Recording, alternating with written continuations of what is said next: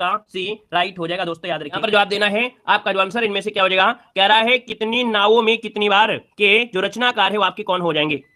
चलिए भैया यहाँ पर देखिए 1 नंबर में जवाब आ गया है और आपका जवाब हो जाएगा क्या, ए नंबर। बिल्कुल सही हो जाएगा कि कितनी नावों में कितनी बार के रचनाकार जो आपके हैं वो कौन हो जाएंगे, आपके अज्ञे, जिसका आंसर राइट हो जाएगा। अज्ञे की रचनाओं में देखा जाए जैसे आंगन के पार द्वार है ना, आंगन के पार द्वार, ये काफी आपकी बार पूछी गई है। क्यों पूछी गई है, क्योंकि 1978 में ज्ञानपीठ पुरस्कार मिला था कितनी नावों में कितनी बार के लिए, तो ये आपका आईएमपी पॉइंट हो जाता है। ठीक है ना, क्लियर है। आगे बढ़िए, क्वेश्चन आपसे अगला पूछा गया है और आपसे कह रहा है भारत में हिंदी किस वर्ग के अंतर्गत आपकी शामिल है। चलिए बताइएगा, आपसे कह रहा है भारत में हिंदी किस वर्ग के अंतर्गत आपके शामिल है, आपका पूछा गया है। और आप कहेंगे सर यहाँ पर भारत में हिंदी राजभाषा है, क्या है, राजभाषा बताना है, राष्ट्र मत लगाइएगा। ऑप्शन नंबर आपका ए राइट हो जाएगा, राजभाषा हो जाएगा। जय श्री राम, जय श्री राम। आगे बढ़िए, क्वेश्चन दिया गया इनमें से कौन शब्द आपका तत्सम है। क्वेश्चन नंबर आपका 3 है, तत्सम आपसे पूछा गया है। और यहाँ पर देखो मेघ दिया है, जेठ दिया है, ठेस दिया है। आप कहेंगे सर ऑप्शन हो जाएगा मेघ। जो मेघ दिया है ये क्या है, तत्सम है। अगर पूछे जेठ का क्या होता है तो आप कहेंगे जेठ का ज्येष्ठ हो जाता है। क्या, यहाँ पर इनके बीच में आधा सा जोड़ देते हैं, ज्येष्ठ हो जाता है। भंवरा का भ्रमर तो आप लोग जानते ही जानते हैं। आगे बढ़िए, क्वेश्चन दिया गया है व्याप्त शब्द का विलोम क्या होता है। व्याप्त और अव्याप्त है ना, व्याप्त अव्याप्त, और अव्याप्त जो ऑप्शन होगा वो ऑप्शन बनेगा सी नंबर राइट हो जाएगा। अव्याप्त इसका आंसर राइट हो जाएगा। अगला दिया गया है संस्कृत के 4 अध्याय किसकी रचना है। देख सकते हैं रचना वाला वीडियो आपको बनाया गया, आपने नहीं देखा है जरूर देखेगा। कह रहा है संस्कृत के 4 अध्याय किसकी रचना है। क्वेश्चन नंबर आपका 5 दिया गया और 5 की बात करते हैं तो आप कहेंगे सर ऑप्शन सी हो जाएगा रामधारी सिंह दिनकर। क्या हो जाएगा, रामधारी सिंह दिनकर आपका जो आंसर है राइट हो जाएगा। अगर आपसे पूछे रामधारी सिंह दिनकर की कोई 2 रचना बताओ तो आप सबसे पहले क्या बताओगे, कुरुक्षेत्र हो गया, रश्मिरथी हो गया, है ना, यहाँ पर रेणुका भी है, आपके रामधारी सिंह दिनकर की है। आगे बढ़िए, क्वेश्चन आपसे लिया गया है इनमें से कौन शब्द आपका विदेशी भाषा से लिया गया है। विदेशी भाषा से लिया गया शब्द इनमें से क्या है। विदेशी भाषा से लिया हुआ शब्द दोस्तों याद रखिए खुद, जो ऑप्शन बी दिया गया है खुद आपका जो आंसर है बिल्कुल सही जवाब हो जाएगा। और अगला क्वेश्चन यहाँ पर दिया गया है कि हिंदी में दूसरा ज्ञानपीठ पुरस्कार पाने वाले जो साहित्यकार थे इनमें से कौन थे। हिंदी में दूसरा ज्ञानपीठ पुरस्कार पाने वाले, यहाँ पर बताइए इसका आंसर क्या हो जाएगा। तो दोस्तों याद रखिए उर्वशी के लिए रामधारी सिंह दिनकर को दिया गया था 1972 में, है ना। क्या, यहाँ पर जो आपका आंसर है वो आपका राइट हो जाएगा बी नंबर रामधारी सिंह दिनकर, इसका आंसर राइट हो जाएगा दोस्तों, याद रखिएगा, है ना। और आपके अज्ञे जी को दिया गया था 78 में, है ना, ये है आपके रामधारी सिंह दिनकर जिनको उर्वशी के लिए 1972 में दिया गया था। ठीक है ना। आगे बढ़िए, क्वेश्चन आपसे दिया गया है सर्वज्ञ का विलोम क्या होता है। वेरी वेरी एमपी क्वेश्चन है, सर्वज्ञ पूछा गया है और आपके सर्वज्ञ का जो विलोम होता है वो क्या हो जाता है। सर्वज्ञ का होता है अल्पज्ञ। क्या होता है, अल्पज्ञ होता है। यहाँ पर आंसर जो आपका डी दिया गया है, आपका जवाब बिल्कुल सही हो जाएगा। आगे बढ़िए, क्वेश्चन आपसे दिया गया है कि इनमें से विसर्ग संधि का उदाहरण कौन सा है। विसर्ग संधि जो आपकी इनमें से है वो आपकी किसमें है। देखो दिया गया निरंतर दिया है, दिग्गज है, आप कहेंगे दिक धन गज, ये तो होगा नहीं, ये तो आपकी व्यंजन संधि है। महिष में आपकी दीर्घ संधि होगा, मही धनीष, बड़ी की मात्रा है तो आप कहेंगे दीर्घ संधि है। यहाँ पर देखो जगदीश जगत धनीश, अर्थात ये भी व्यंजन संधि है, आप कहेंगे ऑप्शन ए नंबर हो जाएगा निरंतर। अब ये बताइए अगर ये आपका विसर्ग संधि है तो कैसे तोड़ा जाए। यहाँ पर विसर्ग संधि कैसे होगा, हमने कहा इसको तोड़ने में जो रा दिया है उसको हटा देंगे, विसर्ग लगा देंगे। याद रखिएगा यहाँ पर बनेगा नी और विसर्ग लग जाएगा और तर बन जाएगा, आपका बन गया आंसर नंबर ए हो जाएगा। ठीक है ना, क्लियर है। आगे बढ़िए, क्वेश्चन दिया गया है कि जिसका जन्म कन्या के गर्भ से हुआ हो उसके लिए शब्द बताना है। आपका जो आंसर है यहाँ पर राइट क्या हो जाएगा। चलिए यहाँ पर जो आंसर है वो आपका राइट इनमें से क्या हो जाएगा। चलिए, जिसका जन्म कन्या के गर्भ से हुआ हो उसके लिए शब्द बताना है। चलिए जवाब देना है, मेव मेव नहीं करना है भैया, वीडियो को लाइक शेयर करते रहिएगा। ठीक है ना, मोए मोए मत करिएगा, सभी लोग वीडियो को लाइक शेयर करिए और यहाँ पर कमेंट भी करिएगा। ठीक है ना। चलिए देखो भैया यहाँ पर जिसका जन्म कन्या के गर्भ से हुआ है, आप कहेंगे सर ऑप्शन नंबर यहाँ पर डी हो जाएगा, कानीन कहते हैं। क्या कहते हैं, कानीन, जो कि ऑप्शन नंबर आपका डी यहाँ पर राइट हो जाएगा। और यहाँ पर दोस्तों अगले पॉइंट में आते हैं। पॉइंट आपसे कह रहा है कि मनोहर, क्या है, मनोहर सो रहा है, वाक्य में क्रिया का कौन सा भेद है। हमने कहा सोना शब्द क्या है, सोना है अकर्मक क्रिया। जब कहोगे सर सोना, रोना, दौड़ना ये सब अकर्मक है तो आप कहेंगे sir option number A right हो जाएगा। क्लियर हो गया है। और यहाँ पर देखो दिया गया है अगला क्वेश्चन कि इनमें से किस राज्य में सबसे पहले देवनागरी लिपि का प्रयोग हुआ था। देवनागरी लिपि का जो सबसे पहले प्रयोग हुआ था वो कहां पर हुआ था, इसका आंसर क्या हो जाएगा। चलिए बउआ यहाँ पर आंसर जो आपका 12 है वो ऑप्शन बनेगा ए, यहाँ पर गुजरात में हो जाएगा। कहां से हो जाएगा, गुजरात में एक नरेश थे जयभट्ट, है ना, जयभट्ट के शिलालेख में मिलता है। यहाँ पर इनका जो आपका आंसर है वो आपका ए नंबर राइट हो जाएगा। ठीक है ना। आगे बढ़िएगा, इनमें से कौन शब्द विशेषण का उदाहरण नहीं है? विशेषण आपका नहीं है, आपसे पूछा गया 13 नंबर में। देखिए सुंदर विशेषण है, यहाँ पर आग्नेय विशेषण है, यहाँ पर आंतरिक विशेषण है, लेकिन अंतर शब्द जो दिया गया है ये विशेषण नहीं है। ये भैया अंतर का विशेषण आंतरिक हो जाता है, ठीक है ना। अगर पूछ ले अंतर का विशेषण क्या होता है तो आंतरिक इसका विशेषण हो जाता है। क्लियर है? आगे बढ़िए, क्वेश्चन दिया गया है बिना स्वार्थ के कार्य करने वाले क्यों क्या कहते हैं? बिना स्वार्थ के कार्य करने वाले को क्या कहते हैं? आपसे हमने 1 रुपया भी नहीं मांगा, है ना, बिना स्वार्थ की आपकी तैयारी हो रही है भैया। यहाँ पर देखिए फिर भी वीडियो में लाइक शेयर की संख्या नहीं है ना, उसमें भी कंजूसी करते हैं। अगर आपको कहीं से गलती से अगर 1 रुपया भी मांग लिया जाता, हो सकता है कि आप लोगों को हार्ट अटैक भी आ जाता। क्यों भैया? जब फ्री में पढ़ा रहे हैं और लाइक करने के बोलते हैं तो नहीं लाइक करते हैं। अगर हम गलती से भी 1 रुपया भी आपसे मांग लें तो हो सकता है कि सब लोग अपना किडनी मांगने के बराबर यहाँ पर सोचने लगेंगे कि सर ने किडनी मांग लिया, है ना। क्यों भैया? चलिए यहाँ पर देखो दिया गया है बिना स्वार्थ के कार्य करने वाला। आप कहेंगे बिना स्वार्थ के कार्य करने वाला होता है निस्वार्थी। ऑप्शन नंबर ए हो जाएगा, निस्वार्थी हो जाएगा। अगला आपसे कह रहा है कि हिम किरीटनी किसकी रचना है? आपसे कह रहा है हिम किरीटनी किसकी रचना है? 15 नंबर आपसे पूछा गया है। 15 की बात करते हैं तो ऑप्शन क्या हो जाएगा? हिम किरीटनी आपका है क्या? यहाँ पर देखिए हिम किरीटनी है, आपका ऑप्शन क्या बनेगा? माखनलाल चतुर्वेदी। याद रखिए माखनलाल चतुर्वेदी, ऑप्शन नंबर आपका ए इसका राइट हो जाएगा। नेक्स्ट क्वेश्चन दिया गया है। अच्छा, हिम तरंगड़ी भी इन्हीं की है, माखनलाल चतुर्वेदी की ही रचना है। हिम तरंगड़ी है, हिम किरीटनी है, ठीक है ना। और यहाँ पर अगला क्वेश्चन दिया गया है कि सभा में 50 लोग, है ना, वाक्य में विशेषण बताइएगा। ये बताइए कि सभा में 50 लोग हैं। अब क्लियर तो नहीं है कि नहीं 50 हैं, हो सकता है कम भी हो।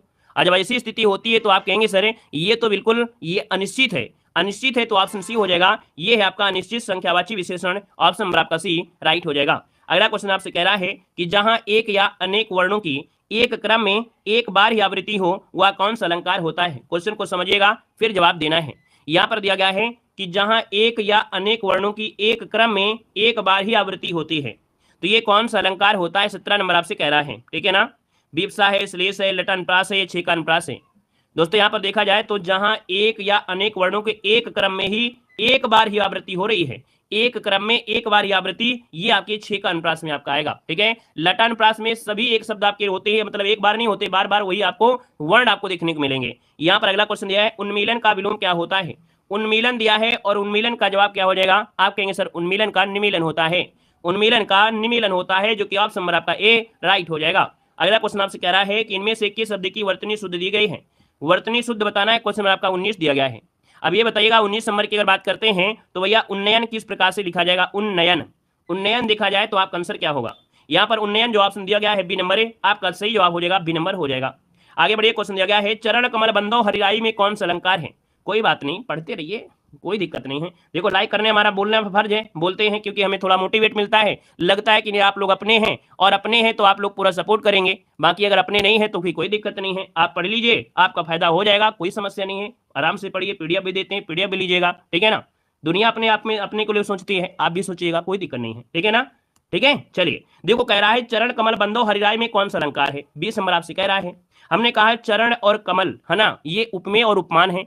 जब उपमेय उपमान साथ में होते हैं और योजक चिन्ह भी आपका हो जाएगा, इनमें छुपा हुआ आपका योजक चिन्ह है, ये रूपक अलंकार हो जाएगा। रूपक अलंकार कहां पर है? सी नंबर है, यहाँ पर राइट हो जाएगा। अगला क्वेश्चन यहाँ पर दिया गया है किस शब्द में उपसर्ग आपका नहीं लगा है? बहुत बार पढ़ाया गया आपका, किस शब्द में उपसर्ग नहीं लगा है, 21 नंबर आपसे कह रहा है। तो देखो यहाँ पर विदेश में उपसर्ग आपका है, अत्यधिक में अति निकल के आएगा, क्या निकल के आएगा? अति निकल आएगा। संयोग में सम निकल के आ जाएगा। आप कहेंगे सुरेश में से कोई भी आपको उपसर्ग नहीं लगा हुआ है। क्लियर हो गया है? अगर आप सुरेश में छेड़खानी करोगे तो भैया सेंटेंस ही गड़बड़ा जाएगा, है ना, शब्द को कोई अर्थ नहीं निकलेगा। तो आप कहेंगे ऑप्शन सी। अगला है कि इनमें से तालव्य व्यंजन का उदाहरण बताना है। तालव्य मतलब होता है तालु, और तालु जो होता है चा वर्ग में होता है ना। आप कहेंगे चा छा जा झा, है ना, और साथ में क्या बोलेंगे? छोटी भी बोलेंगे, बड़ी भी बोलेंगे। यहाँ पर या होता है और सा भी होता है, ये भी इसी में आते हैं।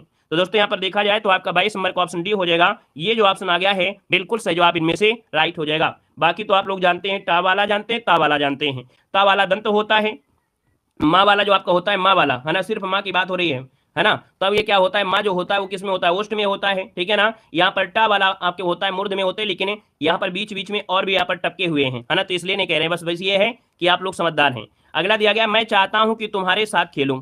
मैं चाहता हूं कि तुम्हारे साथ खेलूं, ये किस प्रकार का वाक्य है? दोस्तों आप कहेंगे 23 नंबर में यहाँ पर मैं चाहता हूं कि, है ना, क्या मैं चाहता हूं कि शब्द आपका आ गया है, और जब की लगा इसका मतलब है कि ये सेंटेंस इसके साथ एक संबंध बना रहा है। जब एक सेंटेंस दूसरे के साथ संबंध बनाता है ना, तो यहाँ पर याद रखिए मिश्र वाक्य आपका आंसर है, राइट हो जाएगा। अगला है कि गिरधर में कौन सा समास है? गिरिधर में जो समास है वो आपका राइट इनमें से क्या हो जाएगा। दोस्तों गिरिधर में समास पूछा गया है और आप कहेंगे गिरि को धारण करने वाला, अर्थात यहाँ पर भगवान श्री कृष्ण को कहते हैं, अर्थात ये विशेष अर्थ हो जाएगा। तो आप कहेंगे सर ये बहुब्रीहि समास हो गया है। ऑप्शन नंबर आपका बनेगा डी। नेक्स्ट क्वेश्चन दिया गया है कि पहला विश्व हिंदी सम्मेलन किस वर्ष संपन्न हुआ था। पहला विश्व हिंदी सम्मेलन जो संपन्न हुआ था ये किस वर्ष हुआ था। दोस्तों याद रखिए यहाँ पर आंसर हो जाएगा 1975 में हुआ था। ऑप्शन सी आपका राइट हो जाएगा। कहां पर हुआ था बता सकते हैं क्या? पहला विश्व हिंदी सम्मेलन कहां पर हुआ था ये बता सकते हैं क्या आप लोगों में? कोई भी ऐसा स्टूडेंट हो जो जवाब दे सके। भारत में हुआ था नागपुर में। कहां हुआ था? नागपुर में हुआ था, याद रखिएगा। नेक्स्ट क्वेश्चन दिया गया है शुद्ध वर्तनी आपको छांटना है। यहाँ पर परीक्षा तो ये गड़बड़ हो गया है, परीक्षा तो गड़बड़े है। अब यहाँ पर मुमूर्ष जो दिया है, मुमूर्ष, मुमूर्ष क्या दिया है? मुमूर्ष। यहाँ पर ऑप्शन बी वाला, ये वाला जो मुमूर्ष दिया है ये बिल्कुल सही हो जाएगा, मुमूर्ष हो जाएगा। अगला दिया गया है कि तृण पकड़ना मुहावरे का अर्थ क्या होता है। तृण पकड़ना, तृण मतलब होता है शरण में जाना। तृण पकड़ना मतलब शरण में जाना। शरण में जाना मतलब ऑप्शन नंबर है यहाँ पर डी नंबर है राइट हो जाएगा, ठीक है ना। और अगला क्वेश्चन यहाँ पर दिया गया है कि वह अचानक बोल पड़ा, इस वाक्य में अचानक किस प्रकार का विशेषण है। वह अचानक बोल पड़ा, इस वाक्य में जो अचानक शब्द दिया गया है ये आपका है क्या? तो आप कहेंगे सर यहाँ पर जैसे धीरे धीरे है, अचानक है, ये शब्द रीति को दर्शाते हैं। क्या दर्शाते हैं? रीति को। जैसे अचानक बारिश होने लगी, है ना, वह प्रतिदिन दौड़ता है ना, वह धीरे धीरे जाता है ना, तो ये क्या होते हैं? रीति में आते हैं। आप कहेंगे सर ये रीतिवाचक आपका हो जाएगा। ऑप्शन नंबर आपका बी यहाँ पर हो जाएगा। आगे बढ़िए, क्वेश्चन आपसे अगला पूछा गया है। यहाँ पर आपसे कह रहा है कि रामायण सुंदर रचना है, इस वाक्य में सुंदर किस प्रकार का है। भाई हमने बताया सुंदर उस चीज का क्या होता है? गुण होता है ना। सुंदर है तो भैया गुण है, तो आप कहेंगे जब गुण है तो ये गुणवाचक विशेषण हो जाएगा। तो ऑप्शन नंबर आपका डी यहाँ पर राइट हो जाएगा, डी नंबर।